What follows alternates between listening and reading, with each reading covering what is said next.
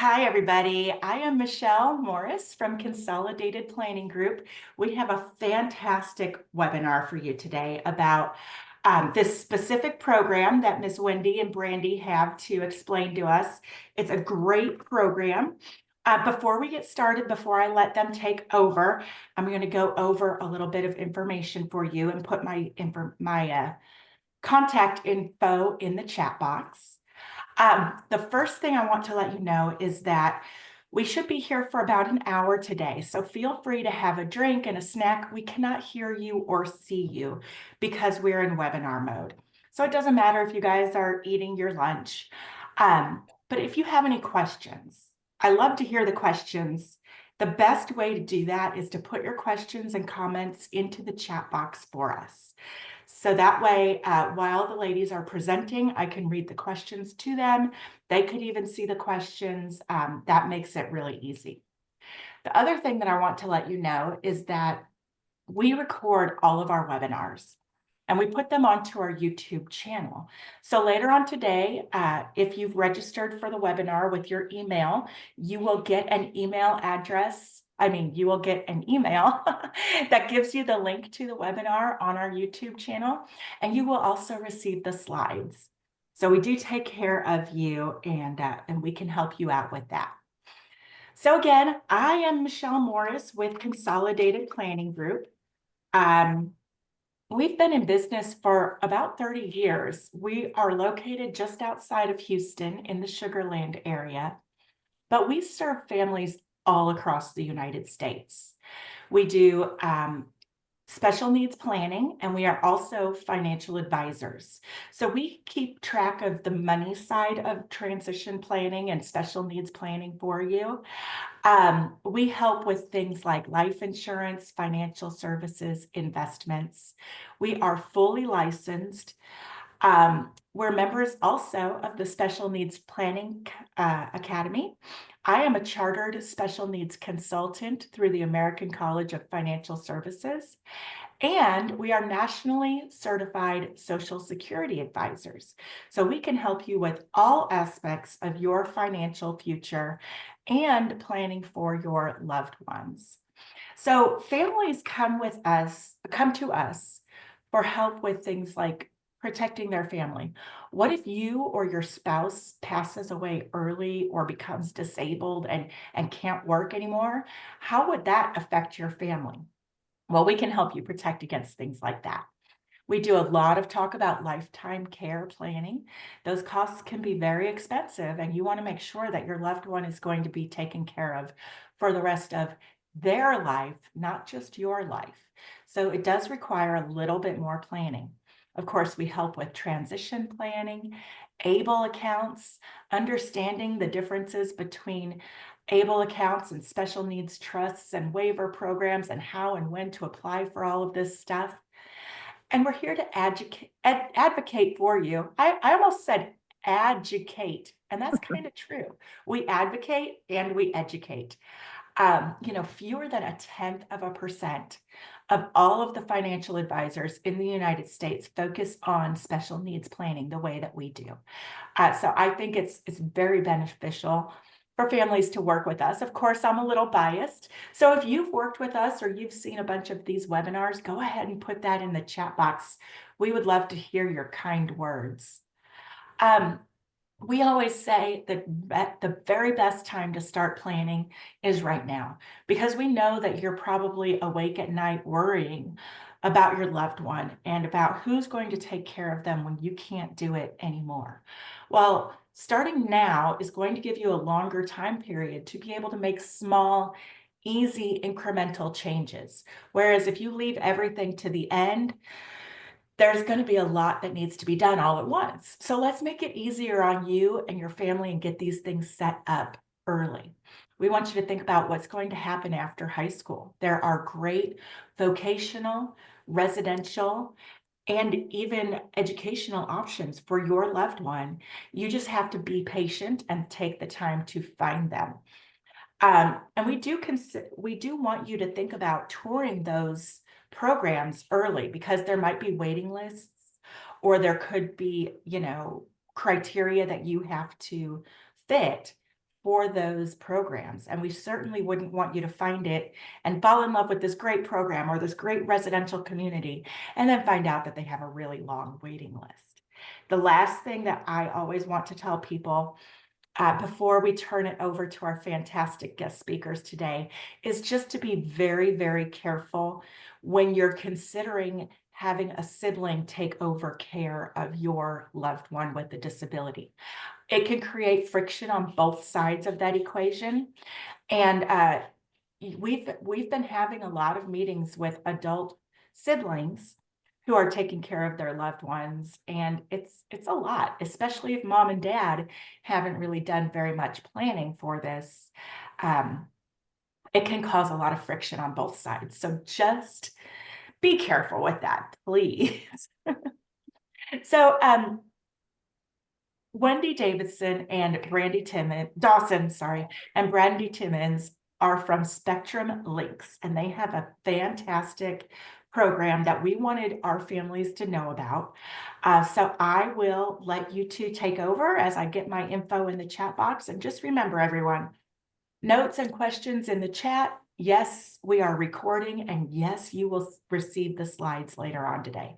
So thank you, ladies, for being here with us today, and thank you, everyone, who joined us. Go ahead. Perfect.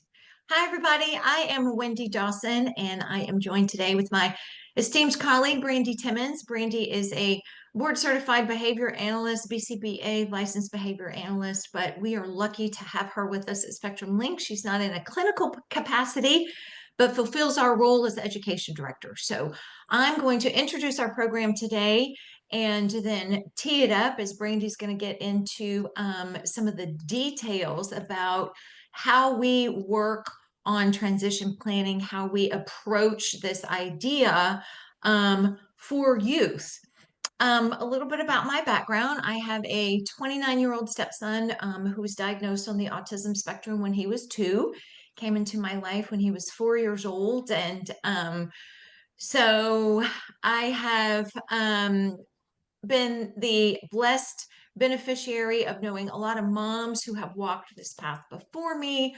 That's actually why I founded Social Motion, which is now a program of the Spectrum Linx Foundation about 15 years ago. We teach social skills and vocational prep work to individuals in person in the greater Houston area.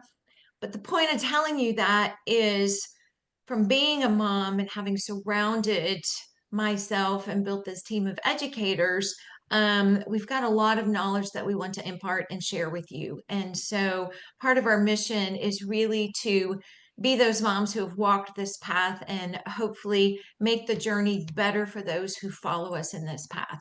So we work with children through our nonprofit work in person in Houston and also through virtual services and transition planning with children basically K through 12 and young adults. So we really have this nice vision, this nice spectrum, this nice amount of information over the years that we've seen.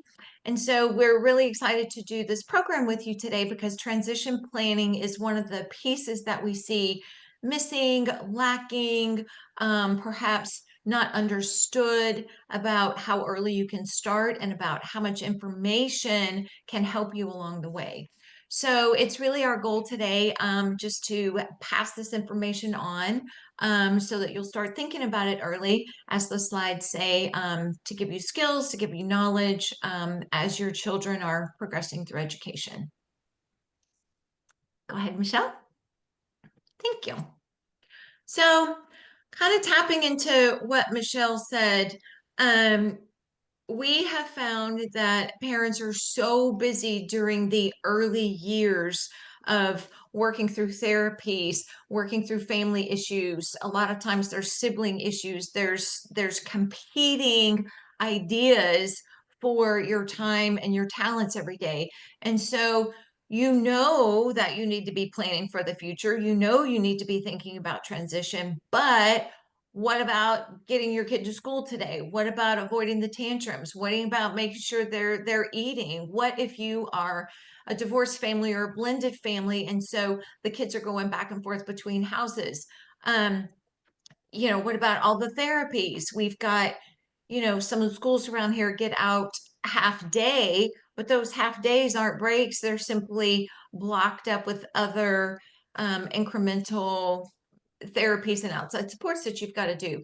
So a lot of times, we focus and no fault of anybody's, but that time is so precious when your kids are young that it's really navigating this maze, trying to create this foundation and this formation for what comes next. So honoring that, recognizing that, but at the same time, we're going to open your eyes to some things that you can be doing during this time that will come in really helpful. So the future, what Michelle said is absolutely true. So one of the things, parents, it's a heartache, but you've got to think about what is going to happen to my child when I can no longer care for them, either because something happens to you or simply on an aging timeline. And it's really, really important to be of sound mind and to have these discussions with your family about what does that future look like. And nowadays, there's lots of things that you can put in place, like Michelle said.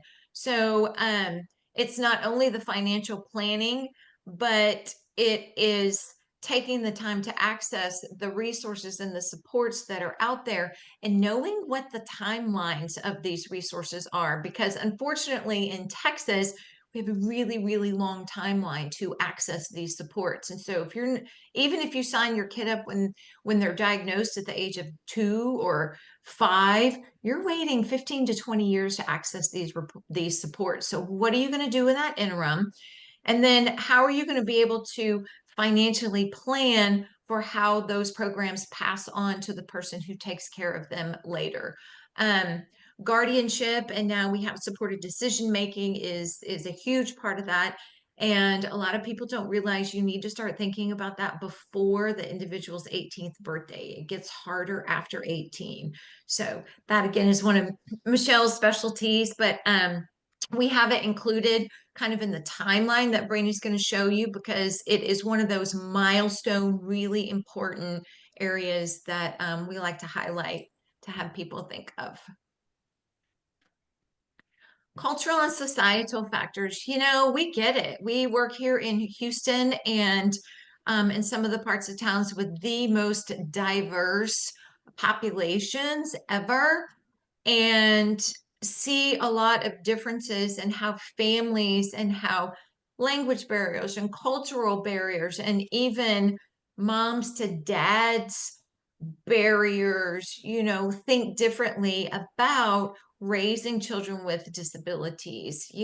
What supports do they need? What do you believe that they're capable of? What do you believe that they're capable of in the future? And how are you going to get all those supports in so that they are ready to achieve their most fulfilled life? Brandi and I talk about this a lot, and it's a good thing that our program over the past 15 years has gotten hugely more diverse. And so we attribute that to more widespread diagnostics. I think pediatricians in different parts of the city and through different agencies are really doing a better job of tapping into different cultural pockets here in the Houston. And so some of those groups who weren't getting diagnosed before are now finally getting the attention that they deserve. So again, we're on a learning lesson today. And the more information we give you, if you are in a community or a family where you feel like the rest of the people around you are not as up to speed or not believing that there's resources and that your child needs supports, we're going to give you some information today to take back to them. Help that planning. Schools need to emphasize planning. Okay, schools are there to help us, right? Schools are where a lot of us get our first diagnostics. You're starting to pick up on the time frame of, my child is not in the flow like the rest of the kids are. You know, they're falling behind, or you're starting to get some of those data points that there might be some issues here. And it's really hard because a lot of time teachers aren't allowed to tell you everything. They can't make recommendations, you know, and frankly, our schools are overloaded and, you know, in many ways ill prepared to help us on an individual level, whether the goodwill is there or not. They're just overloaded to be able to pass on a lot of these very individualized tools. And so what we're going to do today too is kind of front load you with some of this information that you need to know as a parent so that you're ready to go in and kind of make your life easier and make the teachers' lives easier, know what you can ask for, know what you should expect, know what some of your rights are, so that when you get to having IEPs and ARDs, you're better able to work with the schools, because we've seen both sides of those cards. We've seen very adversarial relationships where the parents and the school districts don't work together. And then we've also seen the blessing when there's some really great teachers out there, you know, who care so much about the kids. Sometimes their hands are tied, but a lot of times they can be a great resource. And learning how to work through those resources can be a huge benefit. So we're going to Definitely. work through that to help you emphasize that. So basically, I'm going to turn it over to Brandi. She's our expert in this area, and hope that we're going to show you a journey map that's going to take you through these key aspects of transition planning. And again, we're happy to take questions in the chat as we go. So thank you for tuning in. Brandi, Hi, are you ready everyone. for the next slide, or do you want to start here? Let's start here. Thank you. Okay, perfect. Yeah, thanks. So hi, everyone. As Wendy said, I'm the education director. A little bit of my background, just so you know why I'm here and why I like to talk about this stuff. I started out as a special education teacher and have been in special education for over 20 years now. I have worked in self-contained classrooms my whole education career. So I have worked with all ages, all disabilities. There's not much that I haven't done and haven't seen. About 7.5 years ago, excuse me, I took the step to go ahead and get my BCBA to open some doors, and just because I believe in the processes and the strategies that ABA incorporates. But one of my passions has been transition planning and seeing what happens to these kiddos after they leave the education system, and knowing how we can support them and get them ready for that. And working with Wendy and through our companies, we've really, you know, she said a little bit about this a minute ago, but we've really been able to watch and see kids go from kindergarten to adulthood and then beyond. So it's given us a really unique perspective. What do these kids need before they transition out of public education, out of the school systems, to get them ready to be successful adults? And today, the first thing I want to do is talk to you a little bit about really kind of 4 pillars of transition planning. What are these 4 things that you really need to be thinking about as you start thinking and planning for your child? And then we want to show you something that we've created. It's a tool that we have that's available for families. And we'll explain a little bit more about that in just a few slides. That we hope is going to enable more and more people to have access to this information and to do more and better planning for their kids. So the first pillar that we like for families to think about is that transition planning is not a one-time event. It is very much an ongoing process.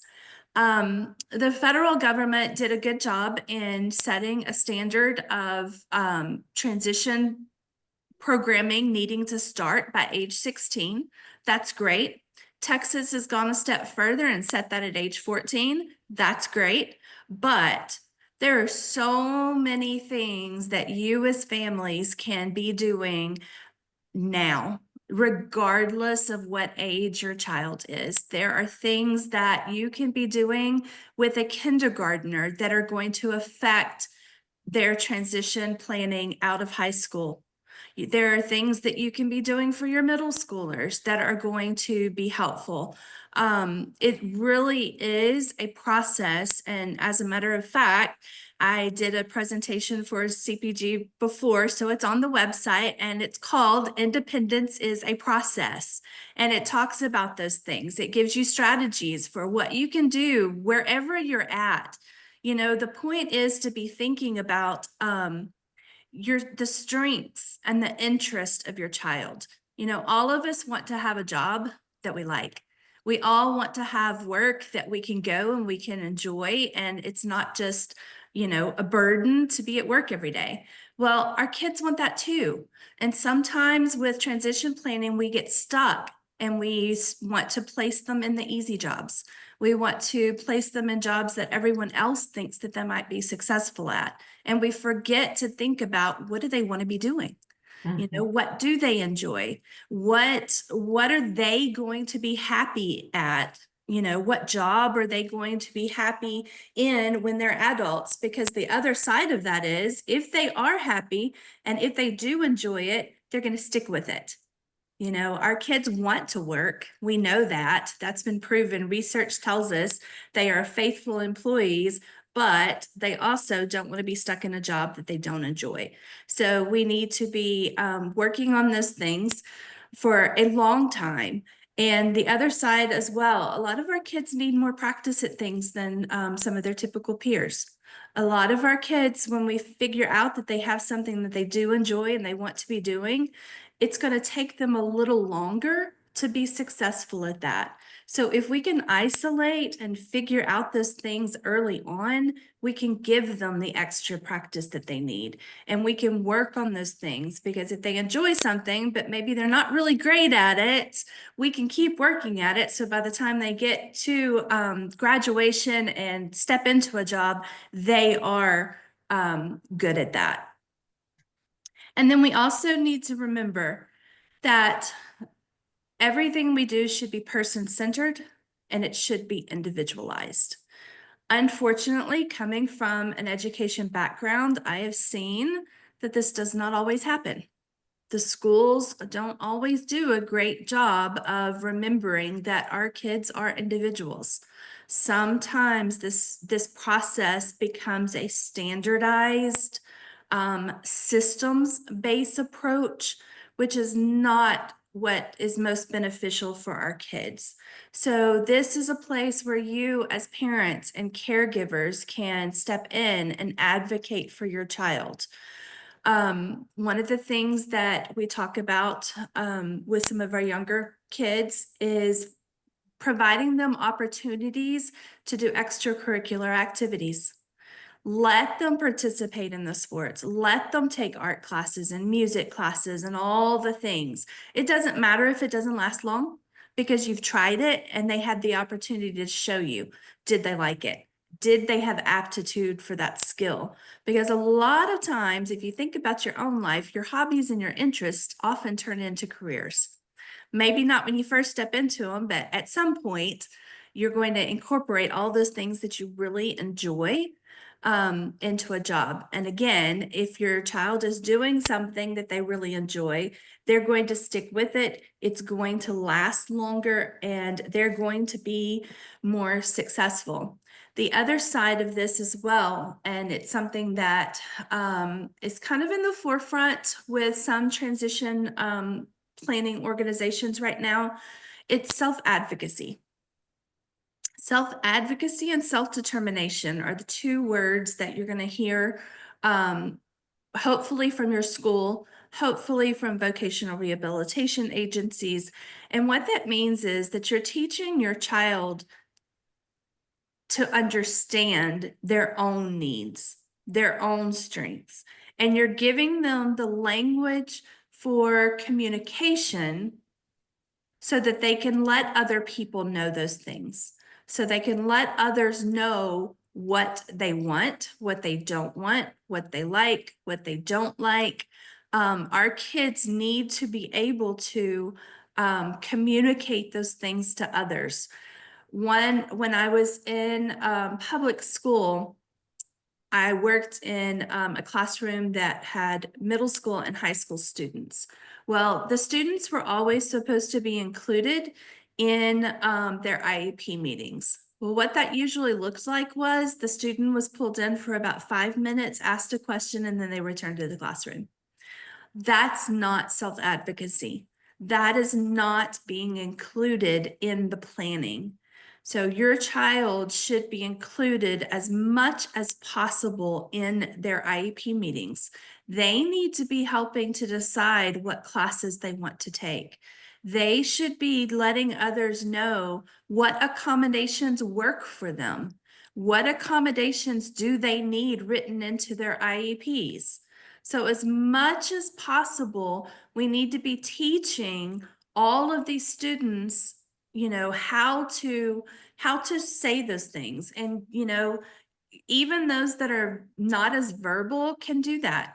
We can provide visuals for them. We can find ways. I've seen different times when students have created PowerPoints and they've walked into an IEP meeting and presented a PowerPoint about themselves. There's lots and lots of creative ways that we can center our planning on the student and give them an individualized approach. So it's something really to keep in mind as you start thinking about what you're doing with your child moving forward.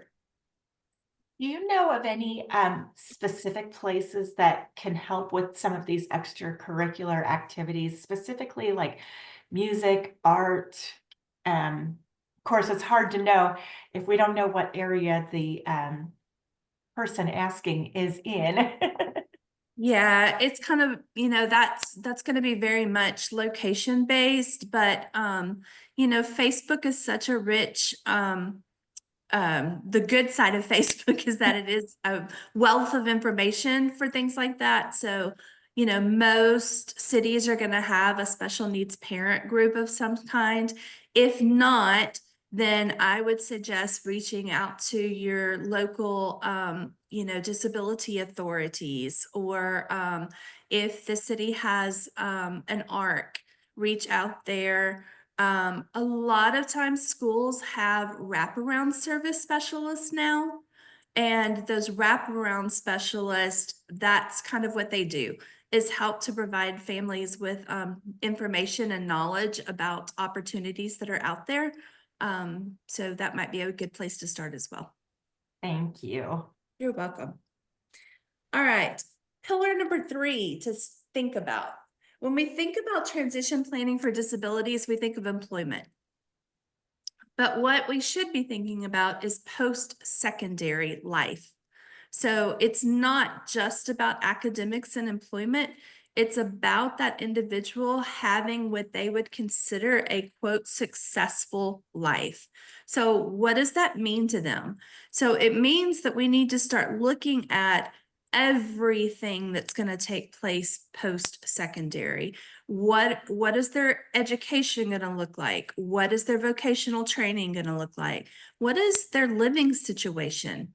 What is that going to look like? What about recreation? What about friendships? Those are big pieces that feed into how successful someone is going to feel that their life is. How fulfilled are they going to be? And a lot of times we forget those pieces. We focus so much on just getting them a job that the other part gets left out. One of the programs that Wendy and I run here in Houston is a social skills program. Well, we learned a long time ago that once the kids get out of high school, they still want friends, but they may not know how to do that. Friendship is not as easy once you leave high school. So we have a program for young adult social groups, when we have about 50 young adults across Houston that meet together once a week just for friend groups. So that's something to think about. Healthcare. That's another piece that families need to really be looking at and thinking about as you're planning for post-secondary life. You know, your kids are going to outgrow their pediatricians.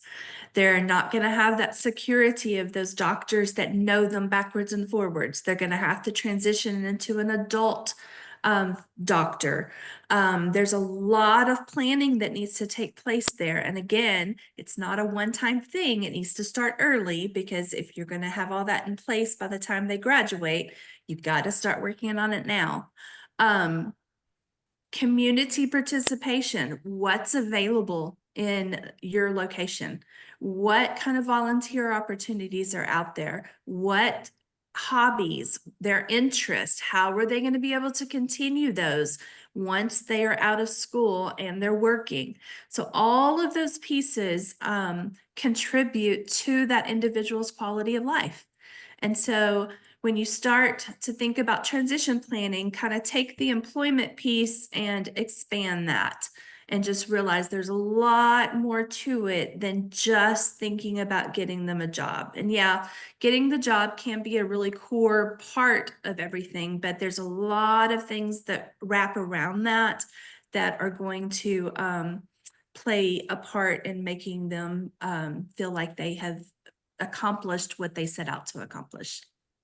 Well, and it's so important too to take into consideration each person's individual needs for the workplace. So when we talk about that, we often talk about, you know, maybe your children, maybe they love animals. Everybody loves animals.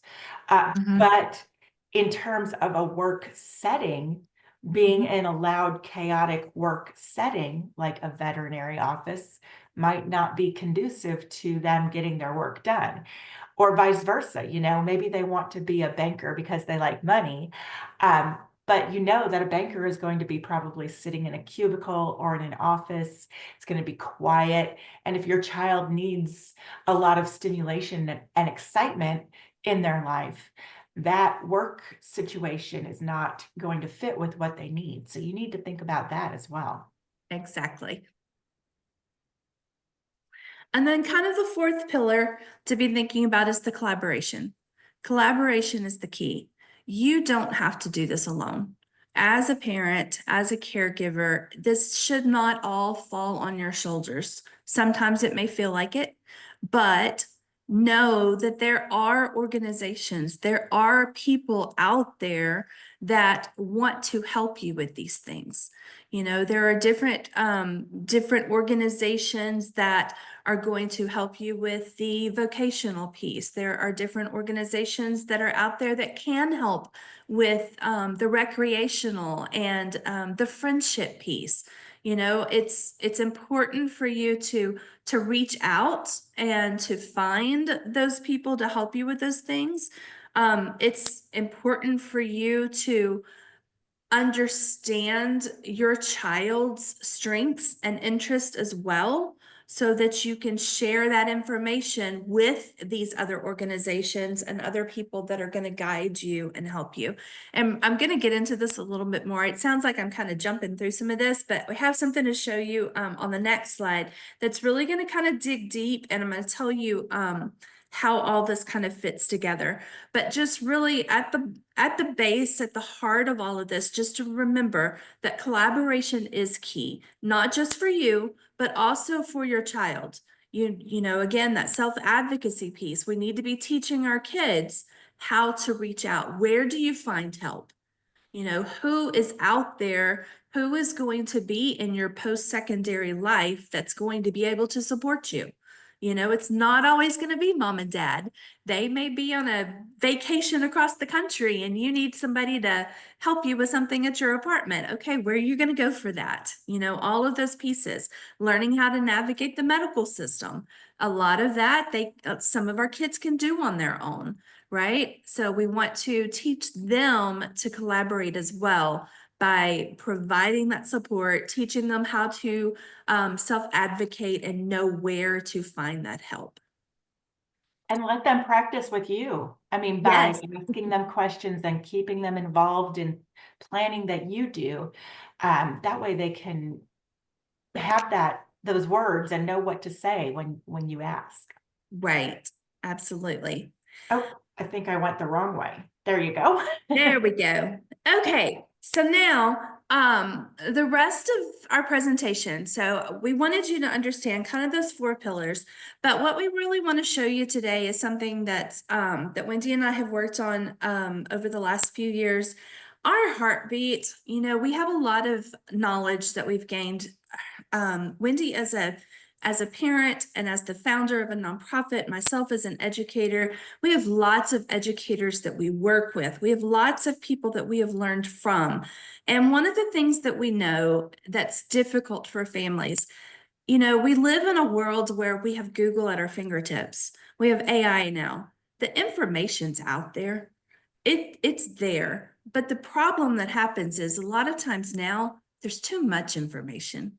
And parents get overwhelmed with trying to figure out, you know, what's right, what's wrong, you know, who do I listen to, where do I go? And, you know, if I go start Googling things about transition, it turns into a rabbit hole, and you can spend so many hours trying to figure out what do I need to know when you end up having not solved the problem. And so we created Spectrum Linx, which is an app for families. And the app was created with the hope that we would be able to consolidate some of this information for families and help them to have a clear picture of what do I need to know. And here it is in an easy, accessible format.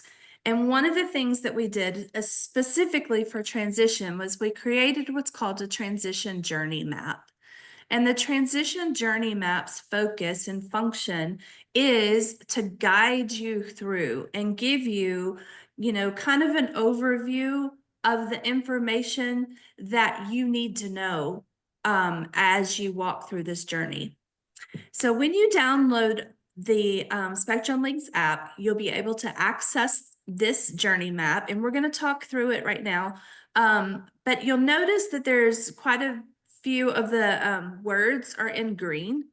When you're on the app, those are all links, and those are hyperlinked to very short courses. The courses don't take more than 2 to 3 minutes for you to read through, get some generalized information, and figure out kind of where do I go with this? What do I need? And so let's just walk through the journey map a little bit and figure out what's there for you. You know, starting out, we mentioned earlier, not everyone understands what transition planning is. You know, the schools don't always do a good job of explaining that. If you're new to the whole disability world, if your child has just received a diagnosis, you may not even know what that term means. And so we wanted to make it clear and help everyone understand what that process looks like. So transition for students with disabilities is the progression from high school to post-graduation and adulthood.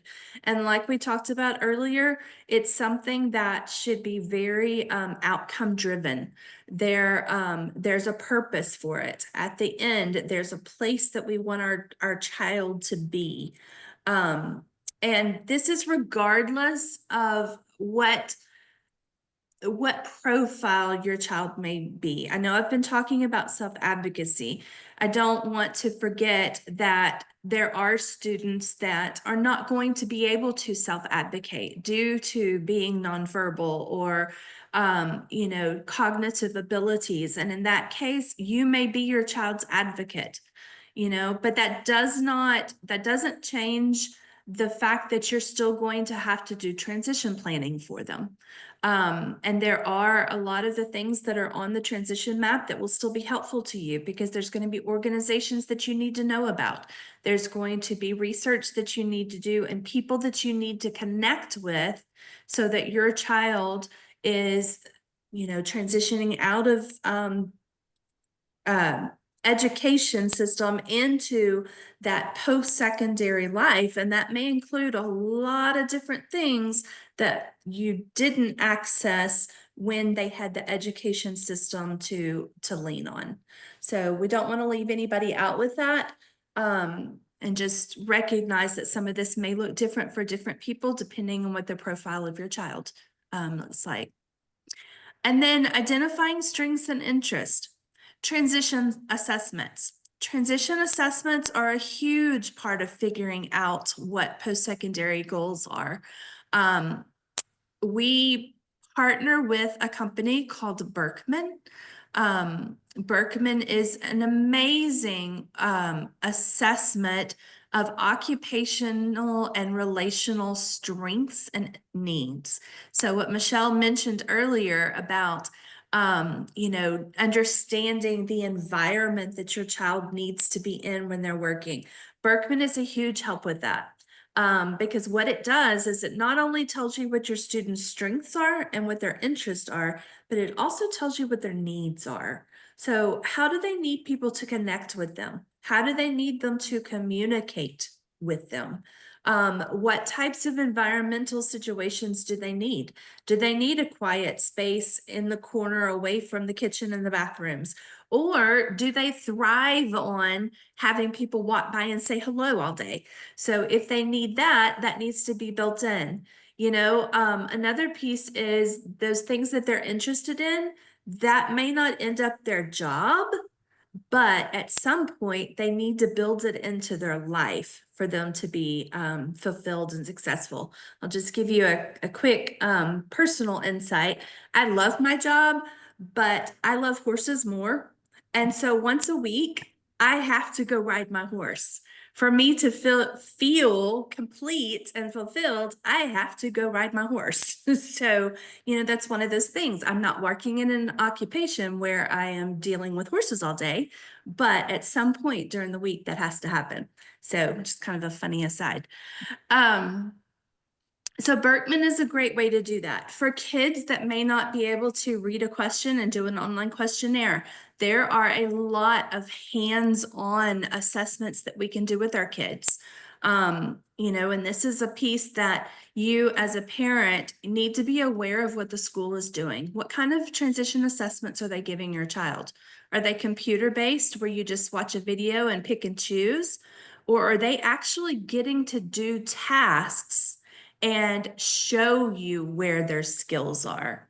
That's super important, especially when you starting with the middle school age. They need to be able to show us. Sometimes they can't tell us because they haven't experienced things enough to know what it really is. And so if we can put them in situations where they get to make a recipe and show us how much of that can they follow from start to finish, that gives us a much better assessment of their skills and interests than just answering a question that pops up on the computer screen. So make sure that you know what the schools are using. Make sure that you're asking for those things. Have they been able to do any hands-on types of assessment to show their strengths and their interests? The IEP, if your kids are in public school, your IEP should be a huge part of your transition plan. And the IEP meeting is going to help you to provide access to what your child needs to get them ready for post-secondary life, okay? So this is where starting early comes in. So around the middle school age, around that 9th grade age, we need to make sure that we already have a clear picture of what our kids' strengths and interests are, because all of their classes in high school need to be building on those strengths. All of their extracurricular activities, all of their the courses that they do that are not core courses, those all need to be building on their course, on their strengths and their interest, and hoping that those things are going to lead to employment when they graduate from high school. Connecting with resources. Vocational rehabilitation, it's a big word.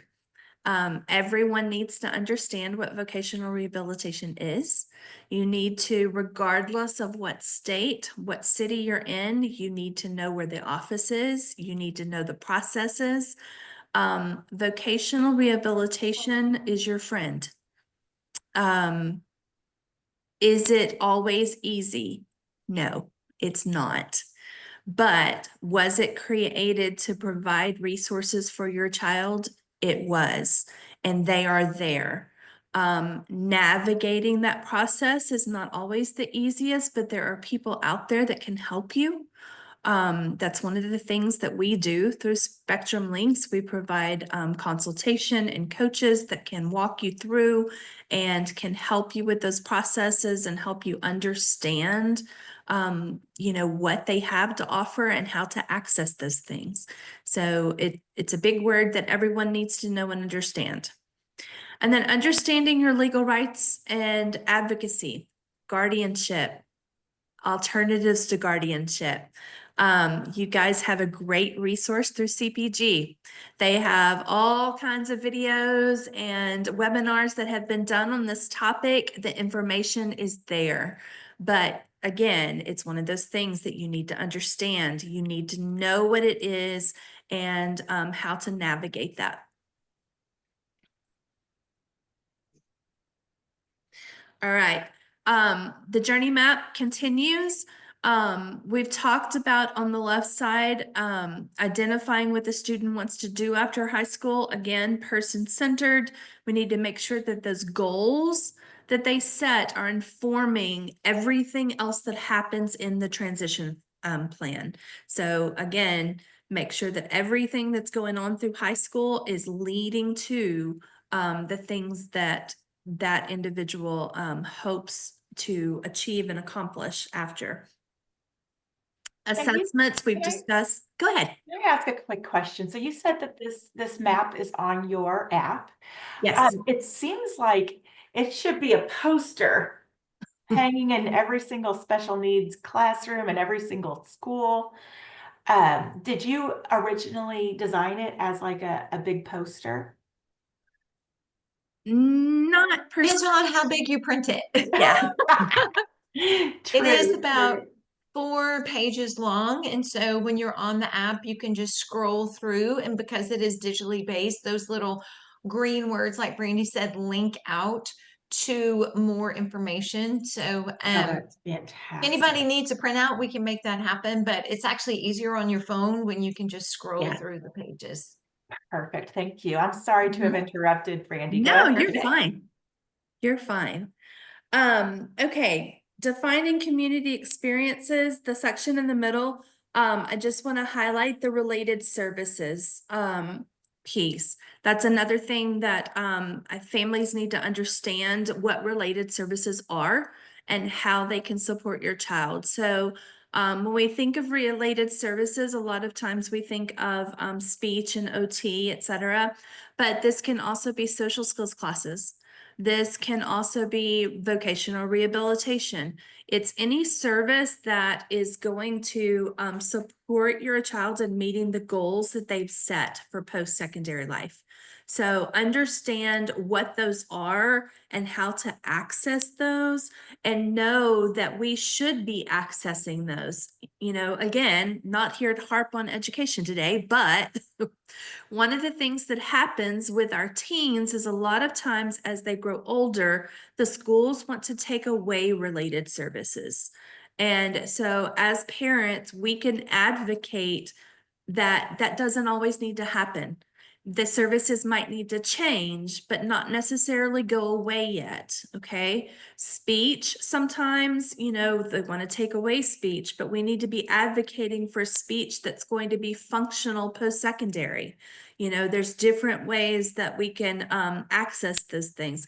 Counseling, again, through experience working with kids that are leaving high school and going into post-secondary, we've just seen this in a couple of students the last couple of months. Actually, there's a lot that goes on with our kids that we don't always think about. Think about you when you're transitioning from one major life event to another.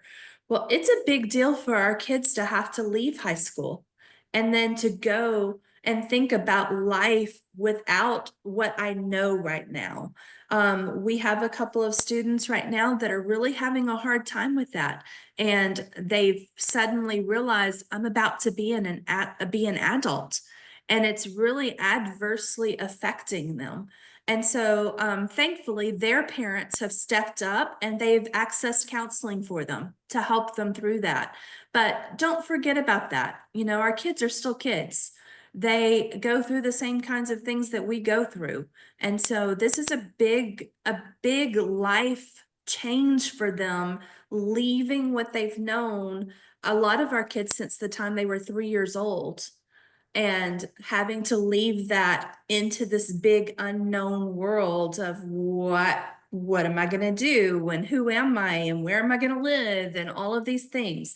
So just kind of keep that in the back of your mind as well, and just remember that related services can include that counseling and that support that's involved there. Services offered by VR agencies. I'm just going to touch on this real quick. I know we're getting close to the end of our time. I mentioned vocational rehab.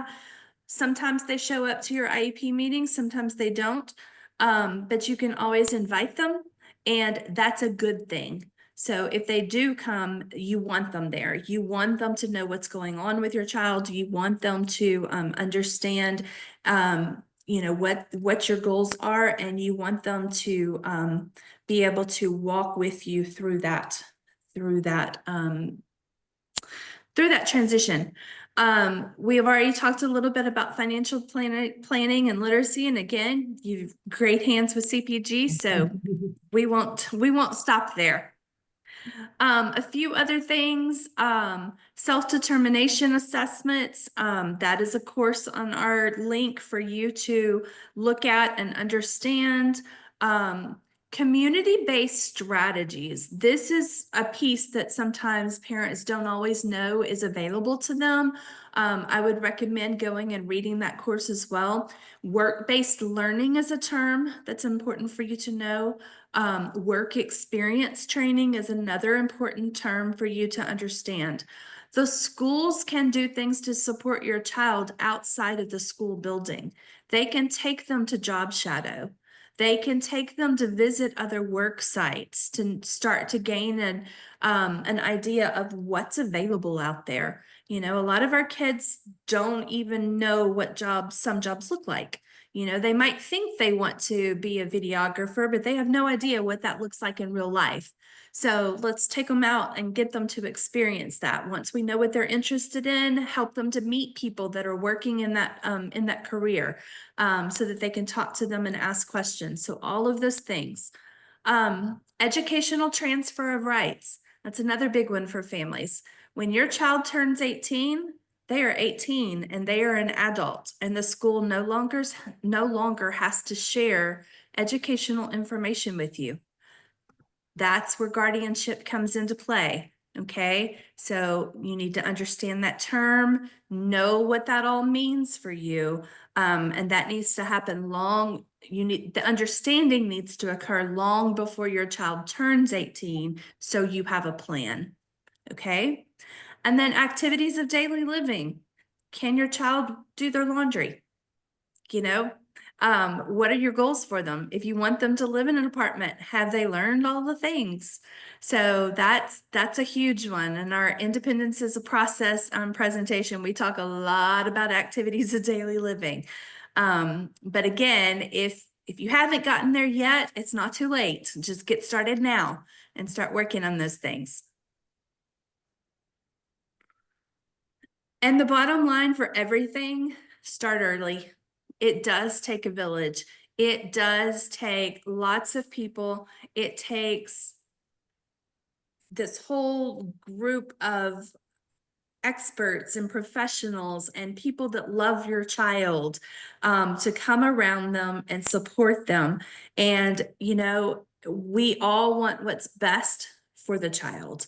And that's what's pretty amazing, is that there are people that are out there that want to see them be successful. So look for and find those people. Transition planning is not something you have to be scared of. It's just something that you need to be prepared for. And that's where the journey map comes in. We want to help walk you through those things, help guide you to the information. If we don't have it, we're going to help you find who does. And so that's what this is going to help you do. And then I'm going to turn it back to Wendy. Hi, I'm typing in the chat right now. There you Yes, go. There was a question about, can we please share the app? So again, as you can tell, we have so much knowledge and it makes us so happy just to share this with all the families. So during COVID, while we had all the spare time, right, we thought, how can we possibly share this information? And so we created this app, and this is our way to lift all this information up to families everywhere. So you can go to spectrumlinx.com. Please do note it is with an X, Spectrum Linx, LINX.com on your computer, and you can create an account. And how you sign up for that account will be the same way that you sign into your app. You to get the app on your phone, you Google Spectrum Linx again with an X, either in the Google or the Apple stores. Simply download it. The app is free to download. And approximately 60% of the information in the courses on the app are for free. The journey maps that we have spoken about today are absolutely for free. I think they're on the little bottom nav bar in the app. It's the second nav bar, and you can see the transition map. So take this home to your families, your extended families, whether they live here in the United States or not. We have international downloads on this app.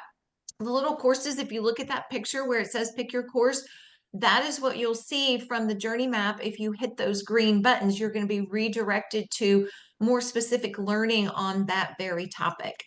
There's a premium version that is available for $2.99 a month. We really want this to be affordable for as many people as possible. We chose the modality of a phone so that we can reach people anywhere and everywhere.